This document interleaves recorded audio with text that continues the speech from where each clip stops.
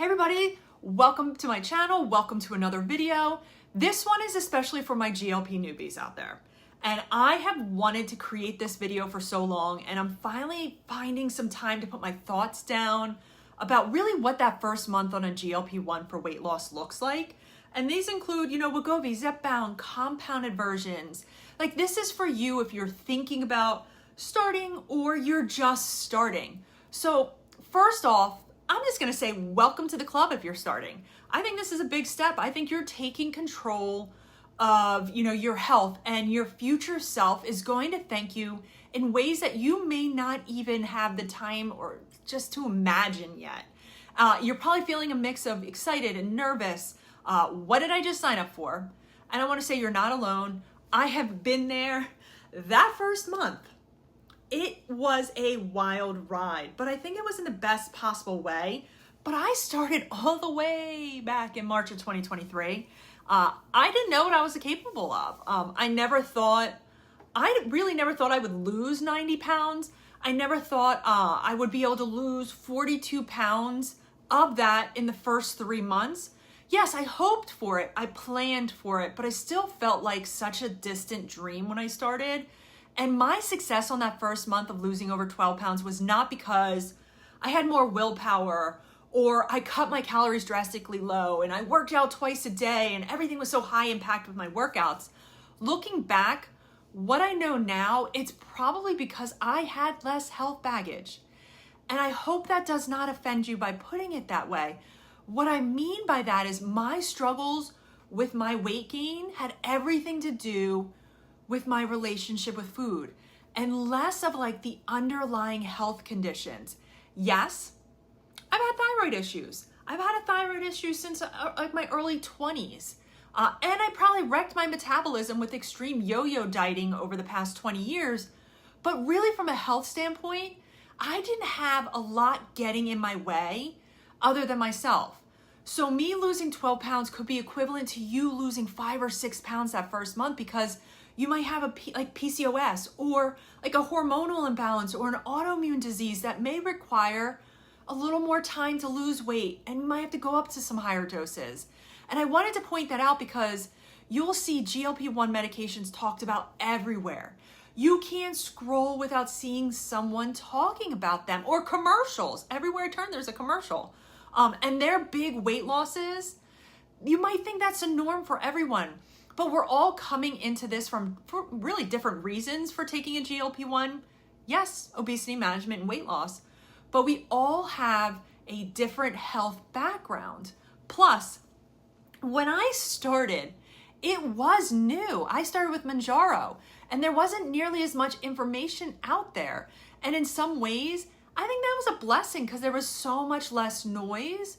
But now we have this information overload, and it can be really hard to figure out what's real, what's helpful, and what's just hype from an influencer.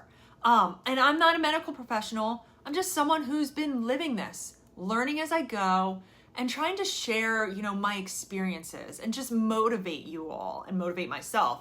But before I dive in, I want to hear from you all. Drop a comment below. Let me know what day or week you're currently on. What's the biggest surprise you've had so far? It could be good or bad. I want the comment section here just to be like a little mini support group, because I think your story could be exactly what someone else needs to hear today. And since, today we're talking about that first month on a GLP-1, what it's really like, I think we're gonna cover, or I know what we're gonna cover. We're gonna cover, what changes what happens in your body and your mind. The good, the tricky, things that are just totally normal. Some week-by-week guidance, real-life tips for, dealing with side effects and what happens after that first month. All gonna happen in this video. And think of that first month as like an onboarding period. Your body is learning, your habits are starting to slowly shift a little bit, and your appetite, for some, it might feel like it went on an early retirement. And right off the bat, I wanna say that side effects, they're common, especially early on, but they're usually manageable, I think, with the right approach. So let's break it down. Let's break it down week by week. And let's say week one. Week one is all about, you're testing the waters. You're starting at the lowest dose. This week is like dipping your toes in. Like, some people don't feel much at all yet. Others, they notice, a drop in appetite within, the first couple days. For me, it didn't stop my eating at all, like really, but that food noise, the constant chatter about what to eat next, it really did quiet down almost within a couple days. And that alone, I say, it felt like a mental vacation. But this is also when you might get that, what have I done feeling? What I just sign up for? You've committed to a new routine. You might feel, some side effects, and it's just a lot of unknown territory. So heads up, nausea, bloating, constipation, maybe a little dizziness. Some of these things can pop up in that first, week. And so some tips for this is just hydrate like it's your job. I noticed on days where I didn't drink enough water, my nausea was worse and my energy was a little bit lower. Also, try to eat slower, maybe eat some smaller portions. Even if you think you can eat the same amount as before, your stomach could disagree with you later. You just don't know. Once again, unknown territory. Keep a journal. I tracked injection date, dose, side effects. I did it all in the phone in my notes app. I didn't have an app to do it, but it was like, I think great for spotting some things later on. Just test some foods because some people might have no issues. Others may find foods like that they used to like is now like a no-go. Mine was green beans. I couldn't handle them for a couple weeks, but then I was totally fine. That was so weird. But then also a mindset tip is don't panic if nothing major happens that first week. It's common for people to expect like overnight appetite changes, but this is a slow and steady shift for some of us. And now let's enter week 2. I think it's at that weird and wonderful middle ground. By now, you might start noticing your appetite dropping more noticeably. You might be, halfway through a meal and realize like, okay, you know what? I'm full. I don't want to eat anymore. And next thing you know, you're packing leftovers and thinking, who am I? Like, I've never had this happen before. For me, week 2 was all about testing how much control I really had. So instead of like relying on the medication to stop me, I started to portion out my meals ahead of time and track them a little bit because I wanted to build, the muscle of mindful eating so that I wouldn't feel lost later on. And you may also notice in week 2 that you have that less food noise. Your cravings could be fading a little bit and certain foods just not sounding appealing anymore.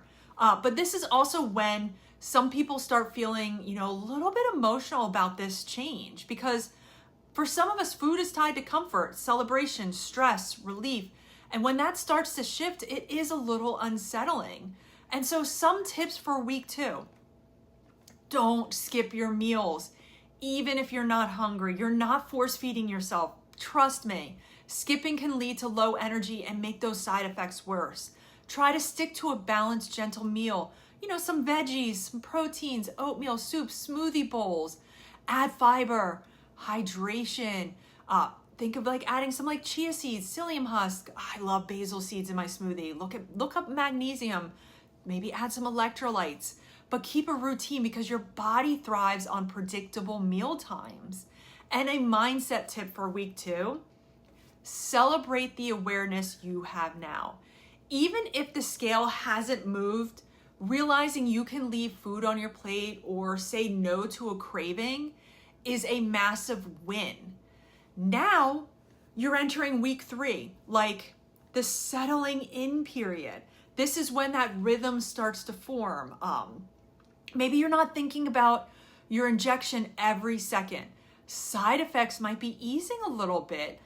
You start to feel a little bit more in control, I think, in week 3. And you might be actually like naturally eating smaller portions without even thinking about it. You're saying no to snacks you would have eaten automatically, before you started taking this medication. You're finding yourself wanting to be a little more active, like maybe walking after meals just because you feel good. And once again, even if that scale isn't moving drastically, your body is working. Your blood sugar regulation's probably improving. I bet you your inflammation may be dropping for some of you. Your relationship with food is rewiring itself. That was big for me. This is also when some people start to second guess, is this really working? Because the chaos around food is gone, but that calm is actually the point. That is what you want. So tips for week 3, just add some gentle movement if you haven't already. 10 to 15 minute walks after meals can help with digestion.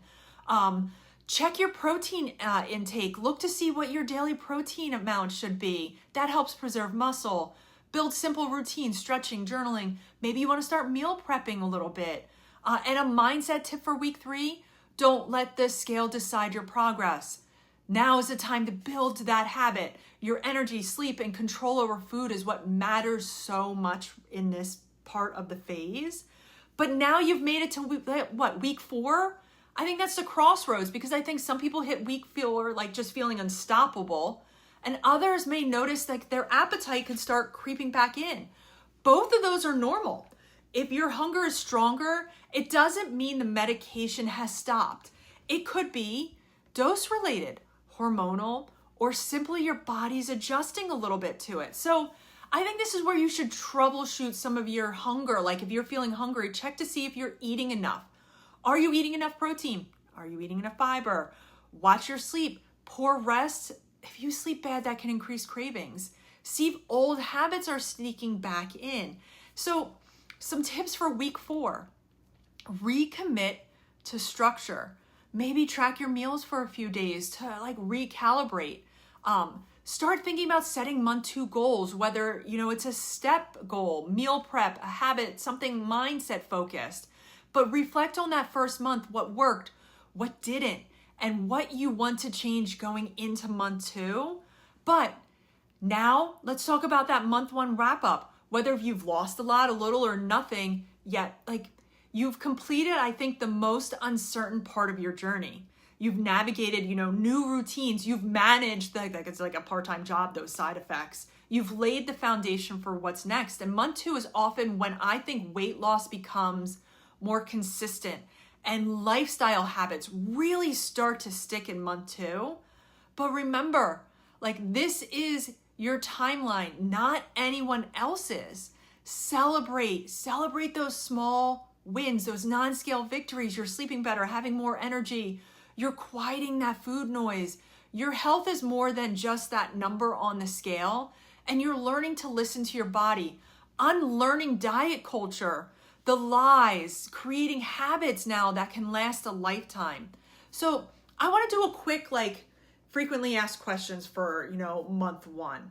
And so the first one is what if I don't feel any appetite change in month 1? That's common. Some people don't feel a major shift until their dose increases. Could be month 2, could be month 3, could be month 4. Focus on healthy habits now so when the medication works in the future, your efforts will be there. And so the second one is, can I still eat my favorite foods? Yeah, but I probably would say smaller portions, a little more awareness, because I don't think anything should be forbidden, but certain foods might not sit well early on. So listen to your body. And then what's the best way to handle nausea? I really think it's staying hydrated, eating smaller meals, and avoiding high fat foods that can make you feel queasy. That's huge. I think most of the time nausea happens because of the foods that you eat.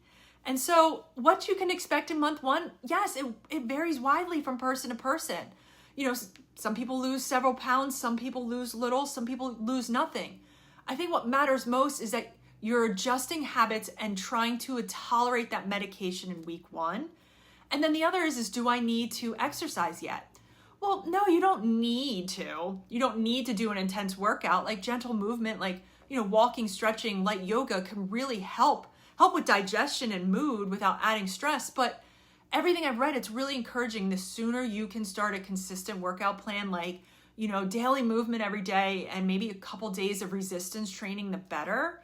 But I think it's important in month 1 to go at a pace that works for you. You didn't put on the weight in a month, you're not going to lose it in a month. And that's a wrap on my thoughts on month 1.